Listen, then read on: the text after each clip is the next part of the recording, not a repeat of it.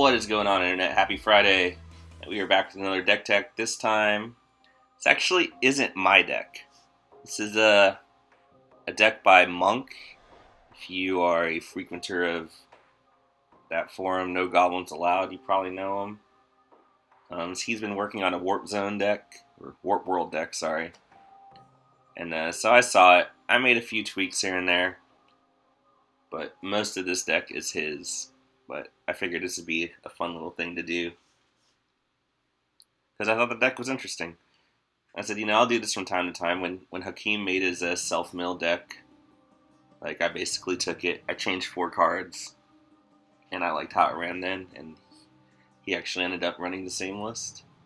So real quick, we'll go into what we got in here. We got 4 Etherium Sculptors, 4 Couriers Capsules, 3 Guard Gomazoa, 1 Master of Waves, 2 Rune-Scarred Demon, 2 Cunning Sparkmage, 1 Inferno Titan, 2 Warp World, 1 Elixir of Immortality, 3 Armillary Spear, 3 Darksteel Ingot, 3 Meteorite, 2 Obelisk of Alara, 3 Warden of the Eye, and 3 Dinrova Horror.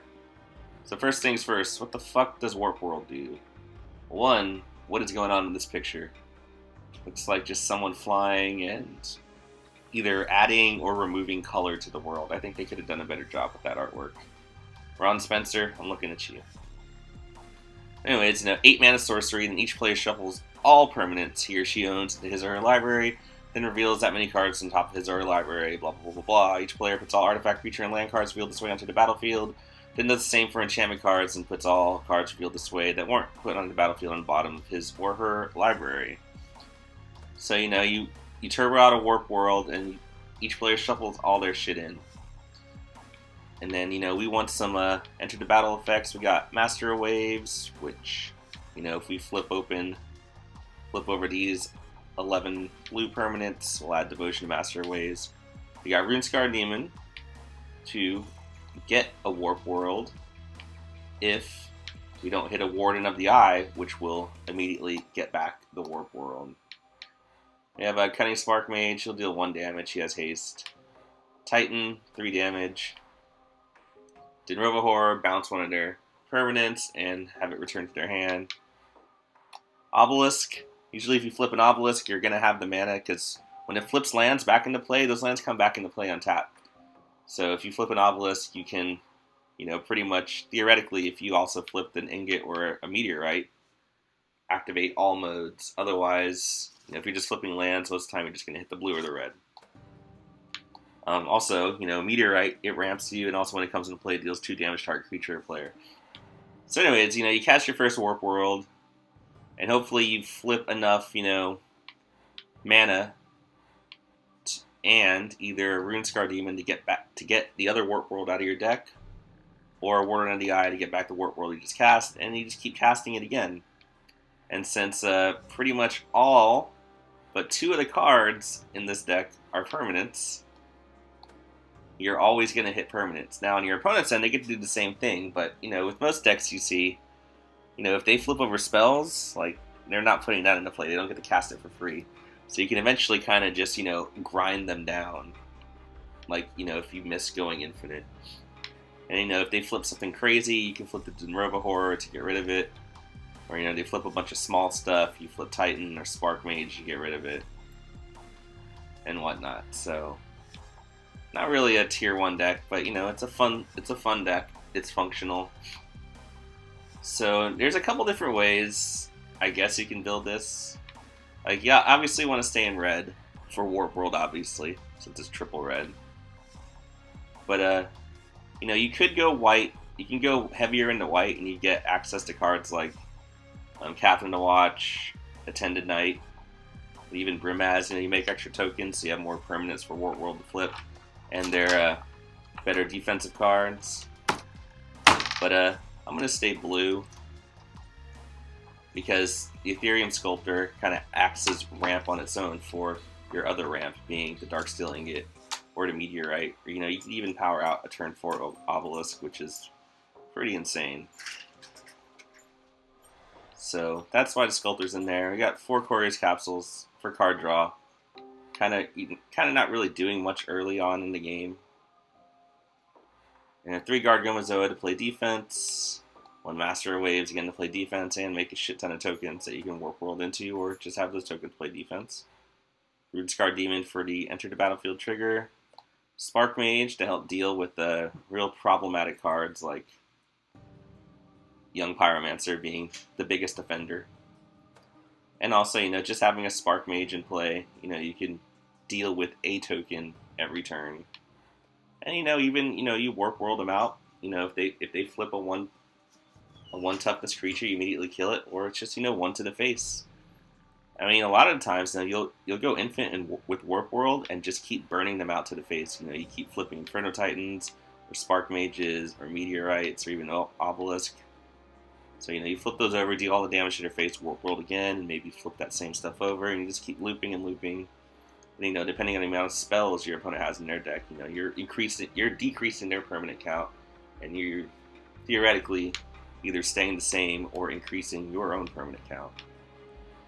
But really, the only token maker we have is the Master of Waves, so usually just staying at whatever permanent count you already have if you're looping Warp Worlds. We have an Elixir because when you Warp World, it just shuffles all your permanents already onto the battlefield, has no graveyard interaction. So if all your good shit somehow is already in the grave, whether it be countered or discarded or whatever, this is the way to get them back into your library, and that way you can Warp World into them again. And it's also you gain 5 life, which is nice. And it's an artifact. You got 3 Armillary Spear, because one thing you do not ever want to do with this deck is miss a land drop. And this sort of fixes all your mana. It gets you emergency mana if you actually have to hard cast a Dinrova or Warden of the Eye, or Rune-Scarred Demon, or even, get a land for a specific mode of Obelisk. Darksteel Ingot fixes your mana, just like, a ramp source.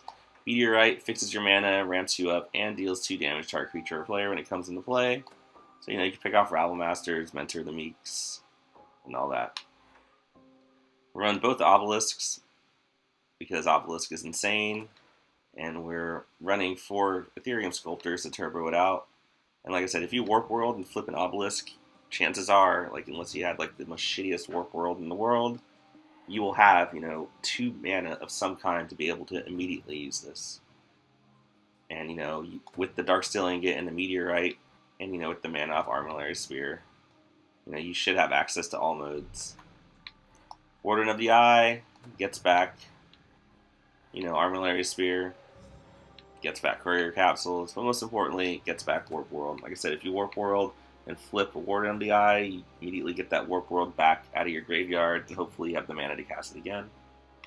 Then finally, Dinrova Horror. Usually what I like to do with the Dinrova Horror, if you Warp World into it, obviously you want to look at, if there's any trouble permanents, and depending on what you flipped. A lot of time it's like the bouncer lands. Especially if you're hard casting this, if you can get one out early, I prefer just the bouncer lands than, whatever. Hopefully there's not a crazy threat that you don't have to deal with, but also, deal with the aura decks and whatnot. So that's basically just the game plan of the deck. Alright, so we didn't go into white. If you went into white, you could have access to cards like, Squadron Hawk up your permanent count, Brimaz, Arrest, which will help against big creatures. Really outside of Dinrova Horror, we don't really have any quote-unquote permanent way to deal with the big creature, especially if we flip one, other than blocking with Guard Gomazoa. But Guard Gomazoa also doesn't get around Trample. But, at the risk of not, making the mana too crazy, I just kind of stayed out of white. What else does white offer? Core Cartographer. That can ramp you up, get a Plains too, but, you definitely want to get more heavy into white if you want to start running Cartographers. And then there's Captain the Watch, obviously, which is, pretty great thing to Warp World into, especially, if you can cast another Warp directly afterwards. And, even Resolute Archangel would be decent in the Warp World deck. But I just want to stay focused on blue. So another thing we didn't include, like Hedron Crab, like I don't know, there's just a lot of Koziliks and maybe even Darksteel Colossus, and a lot of people running elixirs. Like what you can do, you flip Hedron Crabs, and then whatever lands come into play, like you can just turbo mill them out right there. But that's not really a win condition I want to get behind. Well, what else? IR Ruin Expedition, or Eeyore, because I think only donkeys should play this card. I mean, you play 2 mana to play it, and then you have to hit 3 land drops to even trigger it to draw 2 cards. I mean, that is, I don't even know, like, if slow is the right word. Like, if Thesaurus has come up with, something greater than slow to describe this card. I think it's horrible. What else we got here? Like, I know for a little bit in Monk's list, he was running, where these Coral Barriers. Like, he obviously, wants to make tokens, and this is a fair defender. But I'm more just interested in turboing out a Warp World than, making extra tokens. Master of Waves is our only, extra token making dude. So, yeah. And, I prefer having Sparkmage to have more interaction with your opponent. Anything else? Not really. I mean, yeah, if you Warp World a Royal Elemental and steal all their shit, that's actually kind of hilarious. But I don't really think that's good. I mean, it's a 3/2 for 6 mana. Sometimes, you don't have the Warp World, and you just got to cast these cards on their own and hope you get there. But with, Master of Waves, Rune-Scarred Demon, Inferno Titan, and Obelisk, and Dinrova Horror, I mean, you can win without seeing a Warp World. Like, depending on Royal Elemental to win you the game without seeing a Warp World, that's, yeah, you're probably not going to have too much luck there. And also, for the red, I know a lot of people talked about Galvanic Arc, because, you can enchant their dude and then shoot their dude, and because it's an enchantment, it's a permanent you control for when you Warp World, similar to Arrest. But I was just never really that impressed with it. I prefer to lean on the Sparkmage, just get the troublesome card, the main offender, Young Pyromancer, out of the way.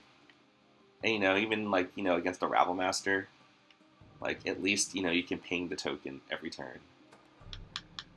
Or, Guard, in conjunction with Guard Gomazoa, you can take out a 2-power guy. And also, Warp Worlding into a Sparkmage, sort of better, I guess. But not really. I mean, Warp Worlding into a Galvanic Arc was pretty decent too. But like I said, I prefer the Sparkmage for the repeated effect, in theory, rather than the just the one shot. Now, if this Galvanic Arc actually arced, like you can pick where the 3 damage went, like the Inferno Titan, then I would probably play this over the Sparkmage. But this is just 3 damage, just 1 target, and I don't really think it's good enough. So, anyways, that's really, I know someone else is talking about running Kozilek, but I don't really see it. I mean, it's not even really a guaranteed, reshuffle. Like, it can just be, enchantment removed. It can be, arrested or Angelic Edict. So at least we have, 1 guaranteed shuffle. Now, if in your metagame you're seeing like a lot of big ramp decks and you constantly find yourself losing to big shit, then you could probably drop the 2 Sparkmages and fit in an Arrest there. I don't really think you'd have to change the mana at all for that. But, if you see like, a lot of rushdown decks, Pyromancers and tokens and whatnot, which I think are way more popular, and I think Sparkmage is a lot better. Alright, and in the lands, we have 1 Plains, which we can fetch up with Armillary Spear, 2 Swamps, we can fetch up with Armillary Spear, so, to hardcast Rune-Scarred Demon, Warden of the Eye, or Dinrova Horror if necessary, if we don't have a Meteorite or Darksteel Ingot in play. And then we're going to go 12 Islands and 8 Mountains. So we also have, like I said, we have 3 Darksteel Ingots, 3 Meteorites, so just add 6 to whatever we have. That's the total amount of sources we have. So we have technically 7 white sources, 18 blue sources, 8 black sources, and 16 red sources. So you definitely want to be heavy blue. in the beginning of the game, especially, if you go turn 2 Sculptor, you want to have a second blue so you can, theoretically go turn 3 Capsule, crack it. But you also want to have enough mountains into play, so, if you're not flipping ingots or meteorites, you can immediately, loop your warp world if you get enough lands. But, so, that's basically the deck. I don't really know what else to say, other than I think that artwork sucks. I still don't know what an Armillary Spear is. It gets lands. This Obelisk is... Actually, never really thought to look at it. I guess it's kind of imposing. And... yeah. And that's a giant meteorite. That's actually kind of a funny picture. But, okay. We're gonna give this a spin later on. And... I don't know. I don't really know what to say. It's a fun deck. I don't think we might get smashed. But we'll see. Anyways, thanks for tuning in, and stay tuned for some upcoming games. Later.